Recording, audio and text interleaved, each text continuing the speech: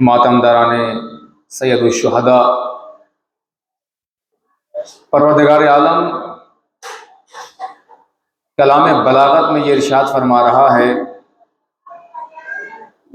कि परवरदिगार आलम ने कुरान में जो आयतों का तज़किरा किया है, बहुत सारी आयत वो हैं कि जिनमें परवरदिगार किसी मसले पर खुल के बात कर रहा है, लेकिन बहुत सारे मसाइल ऐसे हैं कि जिनमें परवरदिगार आलम इशारे से बात कर रहा है। इशारे से बात क्यों कर रहा है कि इरादा खुदाबंदी ये है कि जिसके दिल पर, जिसके कल्ब पर यह कुरान नाजिल हुआ है, तुम उसके मोहताज रहो। दूसरी चीज़ ये है कि कुरान जैसे कल्ब मोहम्मद पर नाजिल हुआ है तो फ़कत कुरान रस्मी यानी तहरीर शुदा कुरान ही नाजिल नहीं हुआ, उसकी तफसील भी नाजिल हुई है, उसकी तफसीर भी नाजिल हुई है, उसकी तावील भी नाजिल हुई है। लिहाजा जैसे कुरान रस्मी तौर पर नाजिल हुआ है, कुरान की तावील और तफसीर भी नाजिल हुई है। एक सलवात पर मोहम्मद और आले मोहम्मद।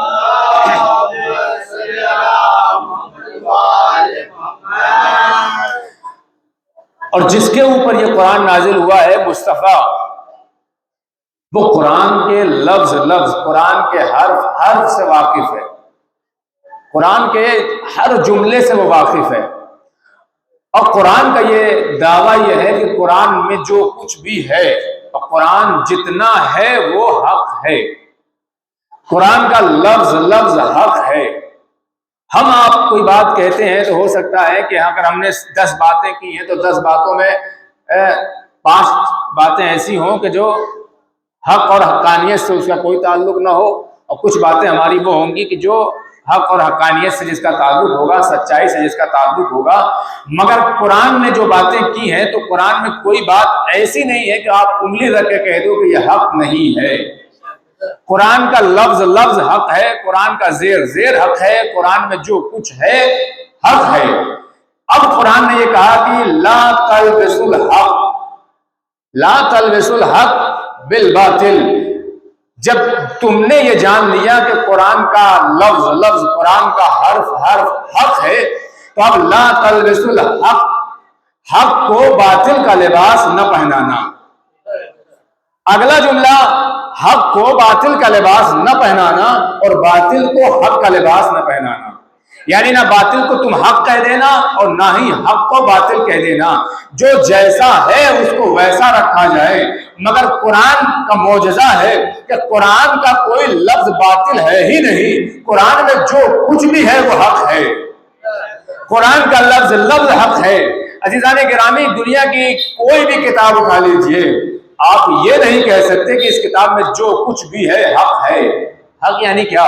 हक यानी सच्चाई, सदाकत। दुनिया की कोई किताब हो, वक्त और हालात बदलने से किताब का मेयार घटता जाता है। एक किताब हमने आज लिख दी, बहुत अच्छे टॉपिक पे बड़ा अच्छा मौजू लिख दिया। मान लीजिए हमने हालात हाजरा पे किताब लिख दी, हो सकता है कि आने वाला जमाना बदल जाए और वो चीजें जो हमने आज आपके तालीमात में इजाफे के लिए लिखी है, वो आने वाले जमाने में वो इस काबिल न हो कि लोगों को तरबियत कर सके। बहुत सारी किताबें लिखी गई, बहुत सारे मकाले लिखे गए, बहुत सारी तहरीरें हुई, बहुत सारे आपने खबरों को देखा होगा। हो सकता है कि ये खबर आज जो छप रही है अच्छी है, मजमून अच्छा है, बात अच्छी है, लेकिन हो सकता है जमाना बदलेगा, हालात बदलेंगे, वो चीजें बदल जाएंगी, फिक्रें बदलती हैं, चेंज होती है।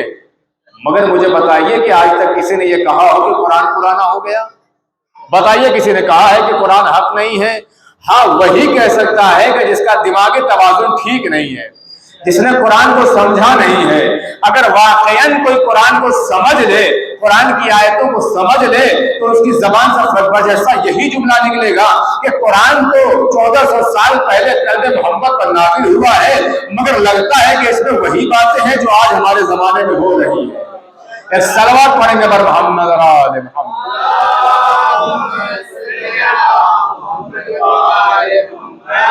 तो कुरान का लफ्ज लफ्ज हक है, तो बातिल को हक का लिबास न पहनाइए और हक को बातिल का लिबास न पहनाइए।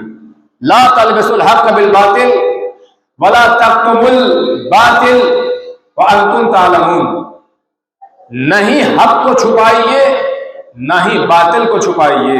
حق بولنے سے نقصان نہیں ہوتا، باطل کو حق بنانے سے نقصان ہوگا۔ سچ کو سچ بتائیے، باطل کو باطل بتائیے، یہی تو معیار ہے۔ درسگاہ حسینی سے یہی تو سبق ملتا ہے، مجلسوں میں آنے سے یہی تو سبق ملتا ہے کہ جو حق ہے اسے حق کہیے، جو باطل ہے اسے باطل کہیے۔ حق کو چھپایا نہیں جاتا اور باطل کو بھی چھپایا نہیں جاتا، حق کو بھی آشکار کیا جاتا ہے، اس میں فائدہ ہے، باطل کو بھی آشکار کیا جاتا ہے، اس میں فائدہ ہے۔ اب قرآن نے یہ کہا کہ قرآن میں جو کچھ بھی نازل ہوا ہے وہ حق ہے۔ ایک سلوات پڑھے گا محمد اور آل محمد۔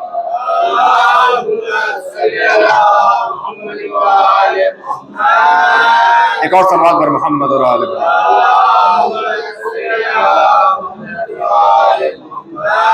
اب یہی سوال مولا کائنات سے پوچھا گیا، مولا یہ بتائیے کہ انسان مجبور کتنا ہے اور مختار کتنا ہے، انسان آزاد کتنا ہے اور انسان مجبور کتنا ہے؟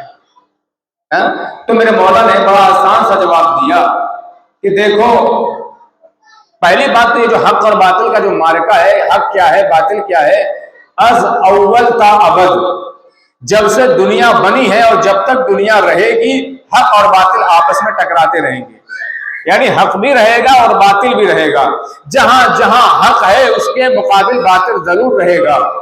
تو اب مولا کائنات سے یہ سوال ہوا، میرے پروردگار میرے مولا یہ بتائیے کہ انسان مجبور کتنا ہے اور آزاد کتنا ہے، غلام کتنا ہے اور مختار کتنا ہے؟ تو میرے مولا نے کہا کہ دیکھو، انسان مجبور اتنا ہے کہ اب جب وہ دنیا میں آ گیا، مجبوری انسان کی کیا ہے کہ جب وہ دنیا میں آ گیا، وہ پیدا ہو گیا، تو اب اس کی مجبوری یہ ہے کہ وہ نہ چاہے یا نہ چاہے، حق یا باطل دونوں میں سے کسی نہ کسی ایک کا حصے دار ضرور بنے گا۔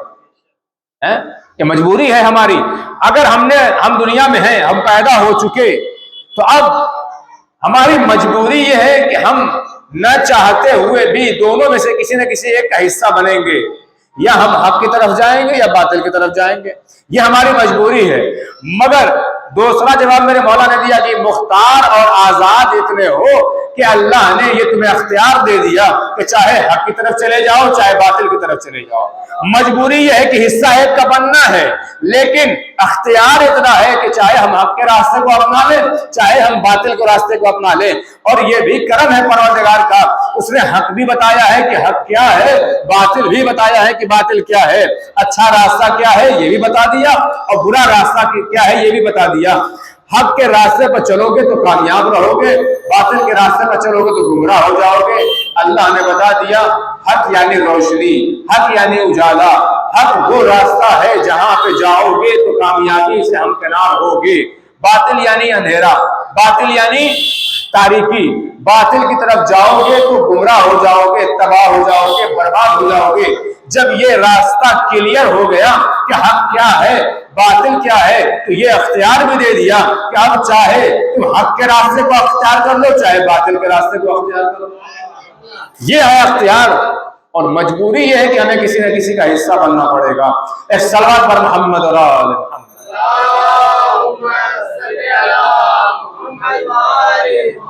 تو حق اور باطل کا معرکہ اور راستہ یہ جب سے دنیا شروع ہوئی ہے اور جب تک دنیا رہے گی یہ دونوں آپس میں ٹکراتے جائیں گے۔ اب اللہ نے سب سے پہلے آدم کو بنایا، آدم ہے حق، آدم کو بنایا تو حق بنا کر کے بھیجا نا، آدم کو حق بنایا۔ اور میں پہلے ہی عرض کر چکا ہوں کہ جب حق ہے تو اس کے مقابل میں باطل بھی آئے گا، تو آدم ہے حق، اور جب آدم کا پتلا بنا تو اس حق کے مقابل میں ایک شخص آیا جس کا نام ہے ابلیس۔ اس کا مطلب حق کے مقابل میں جو آتا ہے وہ باطل ہوتا ہے۔ اور جب آدم کی حیات جہاں سے شروع ہوتی ہے، یہ دو چیزیں ذہن میں رکھیے گا کہ جب آدم کو بنایا تو آدم حق کے نمائندے، حق ہے، جب حق ہے تو حق کا کوئی نہ کوئی مقابل ہوگا، اور حق کا مقابل ہوگا تو اسے کہا جائے گا باطل، حق کے مقابل میں باطل۔ آدم کے زمانے میں باطل کا نام پڑا ابلیس، کیونکہ سب سے پہلے آدم کے مقابل میں ابلیس آیا، لہذا حیات طیبہ آدم میں باطل کا نام تھا یزید۔ یہ پوائنٹ ذہن میں رکھیے گا، آدم نے باطل کا نام کیا رکھا؟ ابلیس، کیونکہ ابلیس نے باطل یعنی حق کا مقابلہ کیا، تو حق کے مقابل میں جو بھی آتا ہے وہ ہوتا ہے باطل۔ آدم نے اس باطل کا نام رکھا ابلیس۔ میں اسے امام حسین تک لے آؤں گا۔ آدم کا زمانہ گزرا، نوح کا زمانہ آیا، اللہ نے نوح کو بنایا حق۔ اللہ نوح کو جو بنا رہا ہے وہ نوح ہے حق، اور حق کے مقابل میں جو بھی آتا ہے اسے کہتے ہیں باطل۔ اب جناب نوح علیہ السلام اس ذات گرامی کا نام ہے۔ دیکھیے جو اللہ حق نبیوں کو حق بنا کر کے بھیج رہا ہے تو خالی ہاتھ نہیں بھیج رہا، کوئی نہ کوئی کوالٹی، کوئی نہ کوئی صفت اس کے اندر پائی جاتی ہے جس کی وجہ سے وہ حق اپنے آپ کو حق ثابت کرتا ہے۔ نوح حق بن کر کے آئے، نوح حق بن کر کے آئے، ان کے مقابل میں جو آ جائے وہ باطل۔ نوح حق، نوح کے مقابل میں جو آ جائے باطل۔ تو اب تاریخ اٹھا کے دیکھیے کہ نوح کے مقابل میں کون آیا؟ کہ نوح کے مقابل میں ان کی بیویاں، نبی کی بیویاں، تو نبی کی بیویاں باطل۔ خاندان گھر معیار نہیں ہے، اگر غلط راستے پر چلنے والا چاہے نبی کی اولاد کیوں نہ ہو، نبی کی زوجہ ہی کیوں نہ ہو، قرآن اسے کہتا ہے کہ یہ باطل ہے۔ قرآن دیکھیے کوئی معیار نہیں ہے کہ میں اچھا ہوں تو میرے گھر میں اگر کوئی اور بھی ہے وہ غلط بھی کر رہا ہے تب بھی میں اسے اچھا کہوں، یہ کہاں کا انصاف ہے؟ نہیں، میرے گھر میں اگر کوئی غلط کر رہا ہے تو میں اسے غلط کہوں گا، یہ قرآن کا معیار ہے۔ اگر کوئی اس کے خلاف جاتا ہے تو وہ حق کے خلاف جاتا ہے۔ تو نوح کو اللہ نے حق بنایا، اب اس کے مقابل میں جو بھی آئے گا وہ ہوگا باطل۔ تو نوح کے مقابل میں ان کی بیویاں آئیں، وہ باطل۔ زمانہ اور آگے بڑھا، زمانہ اور آگے بڑھا، ابراہیم کا زمانہ آیا، ابراہیم کو بنایا اللہ نے حق، اس کے مقابل میں جو آ جائے باطل۔ ابراہیم کے مقابل میں کون آیا؟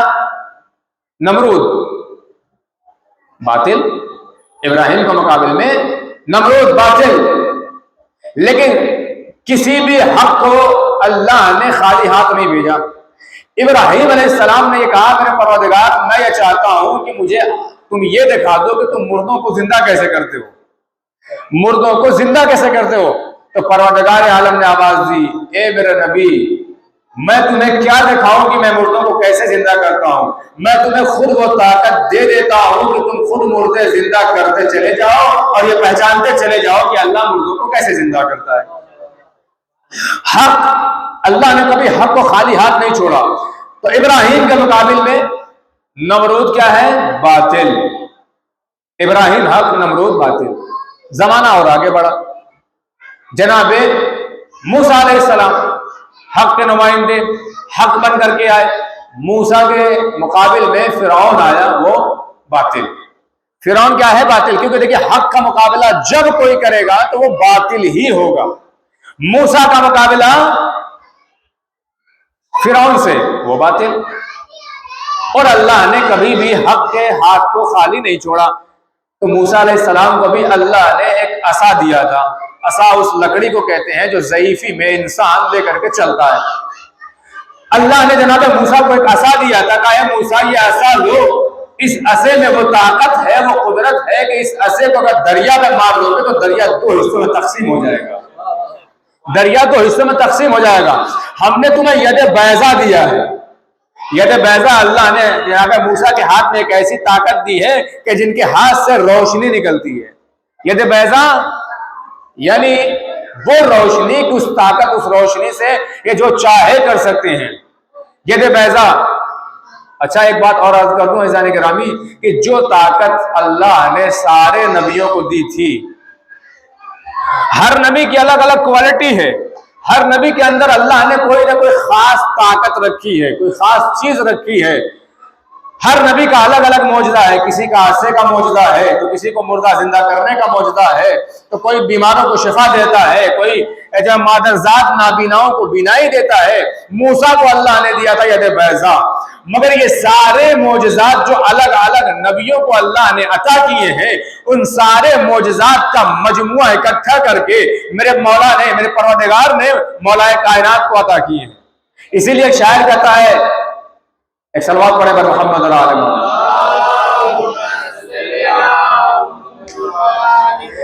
شاعر کہتا ہے حسن یوسف دم عیسیٰ ید بیضا داری، فارسی کا شعر ہے، حسن یوسف دم عیسیٰ ید بیضا داری، آنچے خوبا ہمیں دارند تو تنہا داری۔ ایک صلوات پر محمد اور آل محمد۔ یعنی شعر کا مطلب یہ ہوا کہ وہ ساری خوبیاں جو اللہ نے الگ الگ نبیوں کو دی تھی، وہ ساری خوبیاں مولا کائنات کو اللہ نے ایک طرفہ عطا کر دی ہے۔ ایک صلوات پر محمد اور آل محمد۔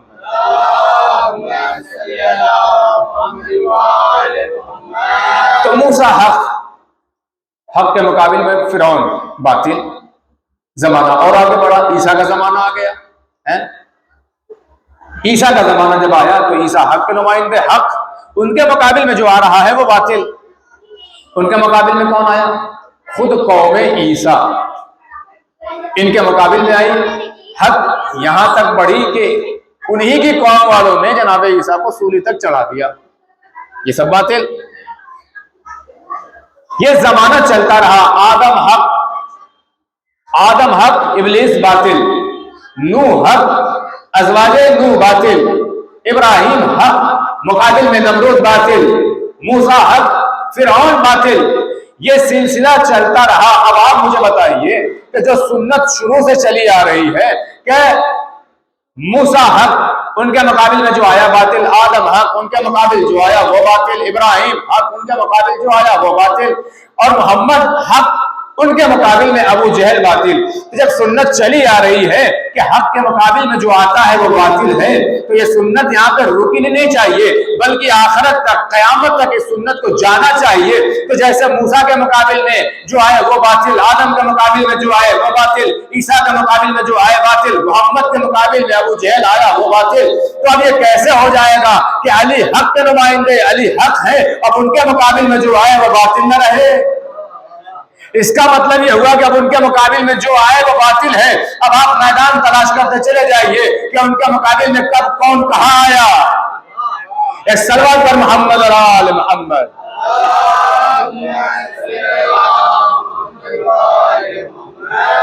عزیزان گرامی، پیغمبر کی نبوت پہ نبوت کا خاتمہ ہوا ہے، حق کا خاتمہ نہیں ہوا۔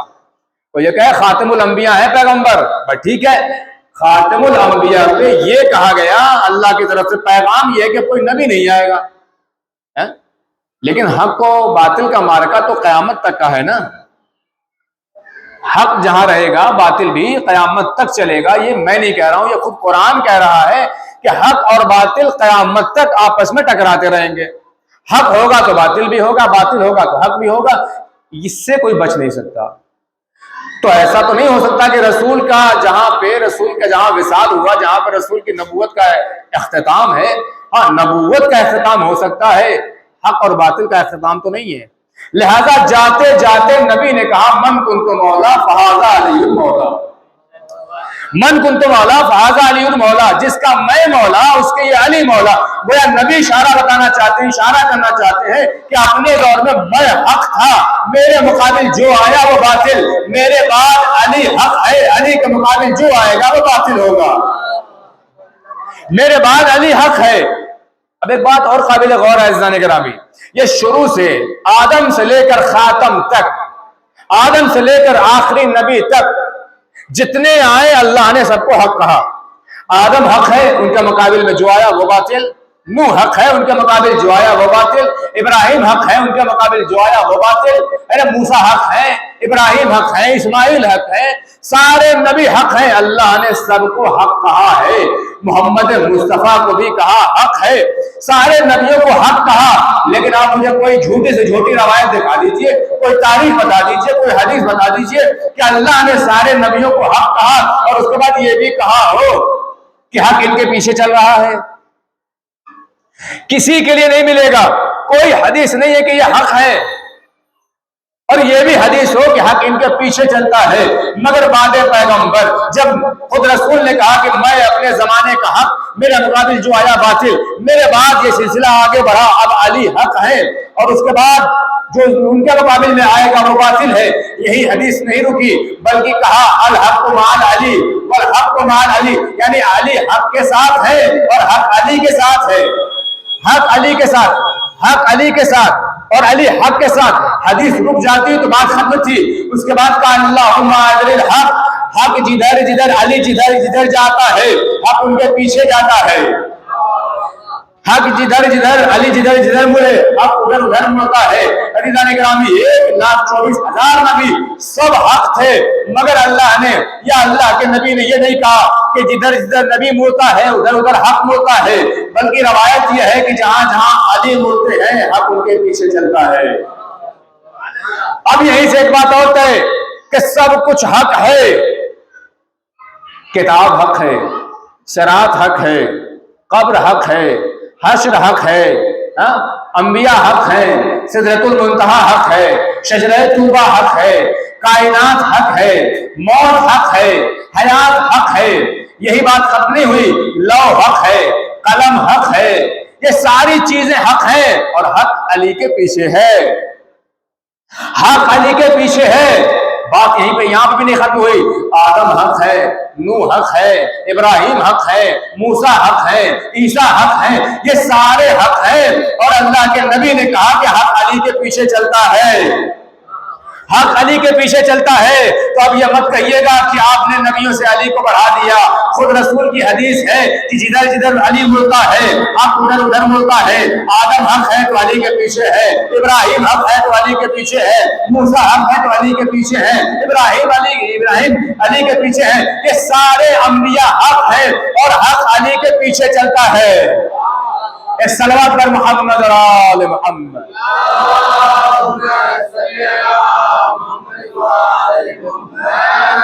عزیزان گرامی یہ حدیث ہے، میں اپنی طرف سے کچھ نہیں کہہ رہا ہوں. رسول نے کہا نا الحق مع العلی والعلی مع الحق اللہم ادر الحق حیث ما ظہر علی، کہ حق کو ادھر ادھر موڑتے چلے جانا جدھر جدھر علی مڑتا چلا جائے. اب عزیزان گرامی جو جو چیزیں حق ہیں وہ سب علی کے پیچھے چلتی ہیں. یہ ہے حق، اور حق و باطل کا معرکہ ہمیشہ رہے گا. اور بہت اچھی پہچان حق اور باطل کی، بہت اچھی پہچان یہی درسگاہ مجلس حسین ہے کہ اگر اس میں حق سن کر چہرہ کھل جاتا ہے تو سمجھ میں آ جاتا ہے کہ حق والے کون ہیں. چہرے پر جو ہے وہ آثار غم نمودار ہو جائیں تو سمجھ میں آتا ہے کہ باطل والے کون ہیں. ایک صلوات پر محمد اور آل محمد.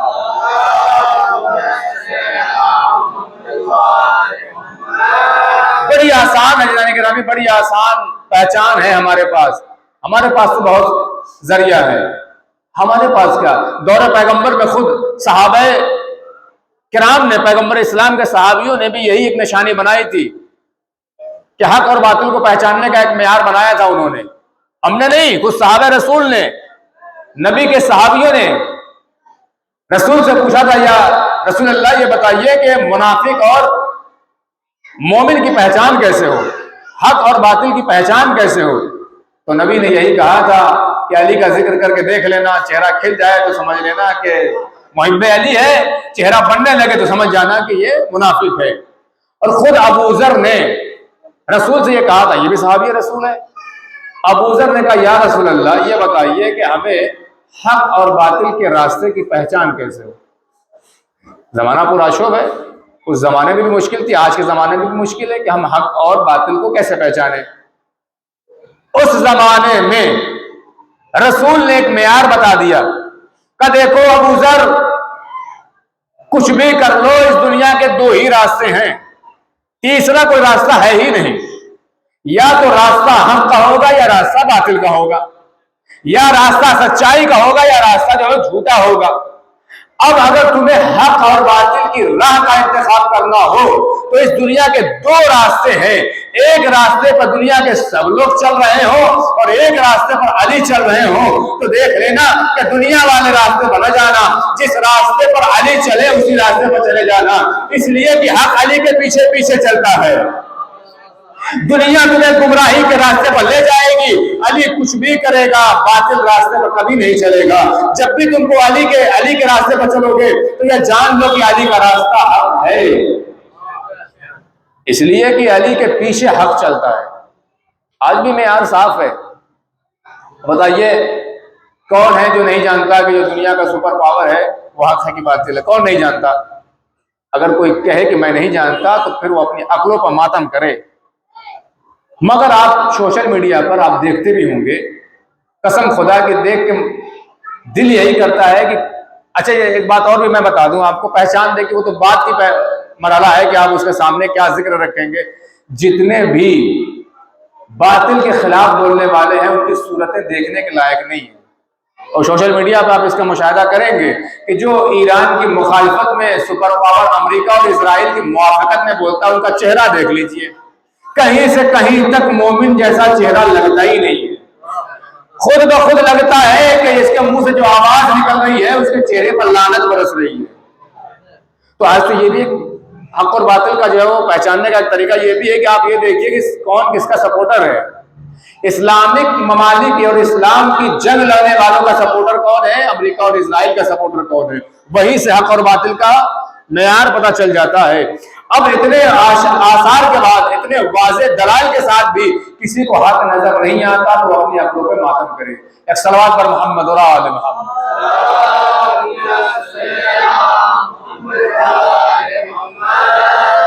حق اور باطل کو عزیزان گرامی پہچاننے کا جذبہ پیدا کریں، اور کربلا کی جنگ نے تو بالکل واضح کر دیا کہ حق کدھر تھا باطل کدھر ہے۔ اور یہ جو میں نے کہا تھا کہ حق اور باطل، جناب آدم علیہ السلام کے مقابل میں جب ابلیس آیا تھا تو باطل کا نام ابلیس پڑا، یعنی جو حق کے مقابل میں آئے گا وہ باطل ہے اور وہ باطل کا نام ابلیس ہے، کیونکہ سب سے پہلے باطل یہی تھا۔ لیکن جو یہ معیار آگے بڑھا جب یہ حسین ابن علی تک یہی معاملہ آیا تو اب رہتی دنیا تک جو حسین کے مقابل میں آئے وہ بھی باطل ہے۔ امام حسین نے باطل کا نام رکھا یزید، اور اب قیامت تک وہ نام جو آدم نے باطل کا نام ابلیس رکھا تھا، اب حسین کے بعد قیامت تک باطل کا نام یزید ہے۔ اور آپ ذکر کر کے دیکھ لیجئے، ایک طرف حسین کا نام لیجئے ایک طرف یزید کا نام لیجئے، دنیا فوراً کہے گی یہ حق ہے یہ باطل ہے، حسین کو حق کہے گی یزید کو باطل کہے گی۔ یہ بھی ایک معیار ہے، اور انسان کو کبھی بھی حق بولنے سے پیچھے نہیں ہٹنا چاہیے۔ اپنا حق چاہے دربار میں جا کے لینا پڑ جائے تو اسے لینے کی ضرورت ہوتی ہے، اور حق کبھی کبھی ہو سکتا ہے کہ کبھی کبھی آپ اپنا حق بولیں تو آپ کو حق ملے نہیں، مگر کبھی کبھی حق اور سچ بول کر کے باطل کے چہرے پر پڑی ہوئی نقاب کو بھی الٹا جاتا ہے۔ اور یہ مجلس عزائے حسین اس بات کی دلیل ہے کہ ہم وہ حق جو چھینا گیا تھا، وہ نقاب جو مسلمان اپنے چہروں پر رکھے ہوئے ہیں، اس مجلسوں کے ذریعے اس احتجاج کے ذریعے ہم اس باطل کے چہرے سے وہ نقاب اتار رہے ہیں جنہوں نے اپنے چہرے پر مکھوٹا پہنے ہوئے ہیں۔ بس عزیزوں، حق اور باطل کا معیار کربلا ہے، حسین ابن علی ہے، ذات اہل بیت ہے۔ آج محرم کی 5 تاریخ بھی ہم سے رخصت ہو گئی، اور یہ تاریخیں بڑی تیزی سے عزیزوں آگے بڑھ رہی ہیں، اور کربلا کے مقتل میں اہل بیت رسول کا دائرہ تنگ ہوتا چلا جا رہا ہے۔ کربلا میں سپاہ اعداء کی تعداد میں اضافے پہ اضافہ ہو رہا ہے۔ پانی خیام حسینی میں اب حالت وہ ہے کہ پانی خیام حسینی سے آہستہ آہستہ ختم ہو رہا ہے۔ مگر عزیزوں، کربلا کے مقتل کو پڑھیے تو ایسا نہیں ہے کہ صرف پیاس بڑوں کو ہی لگی تھی اور بڑے ہی پانی نہیں پی رہے تھے، نہیں، پانی اس حد تک ختم ہو گیا تھا کہ 6 مہینے کا بچہ علی اصغر وہ بھی پیاسا ہے، 3 دن کا بھوکا پیاسا، اور کیسے وہ بچہ پیاسا نہ رہے کہ اس کی ماں کا دودھ بھی خشک ہو چکا ہے۔ اب جب 6 مہینے کے بچے کو تڑپتا ہوا دیکھا ہے امام حسین نے تو ایک مرتبہ رباب سے کہا، اے رباب، اس بچے کو دے دو کہ میں مقتل سے اس بچے کو پانی پلا کے لے آؤں۔ ننھا سا علی اصغر ہے، حسین کے ہاتھوں پر ہے اور حسین لے کر مقتل میں گئے۔ ظالموں کا سامنا ہوا، وہ بات چیت ہوئی امام میں، بچہ پیاسا ہے اپنے ہاتھوں سے پلا دو، مگر عزیزوں جب بچے کی حالت ظالموں نے دیکھی تو وہ سنگ دل فوج بھی علی اصغر کی حالت دیکھ کر انہیں پھیر پھیر کر رونے لگی۔ اور جب عمر سعد نے یہ دیکھا کہ فوج میں انقلاب پیدا ہو رہا ہے ایک 6 مہینے کے بچے کی زبان سے، تو ایک مرتبہ اس ملعون نے کہا اے حرملا اس حسین کے چھوٹے سے بچے کو شہید کر دے۔ اب اس ظالم کا یہ کہنا تھا کہ اس ملعون نے ایک 3 بھال کا تیر لگایا اور وہ تیر سنسناتا ہوا چلا علی اصغر کے گلے پر لگا۔ اب روایت کے جملے ہیں کہ وہ تیر اتنا بڑا تھا، علی اصغر اتنا چھوٹا تھا کہ تیر کا لگنا تھا کہ علی اصغر امام حسین کے ہاتھوں پر پلٹ گئے۔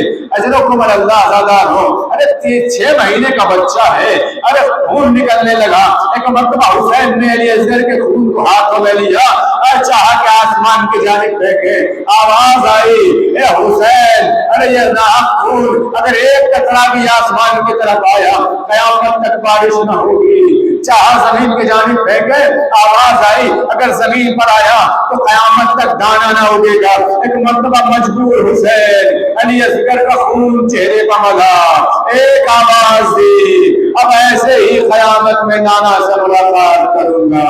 اے نانا یہ ظالم امت ہے، ارے اس نے علی اصغر کو بھی شہید کر دیا۔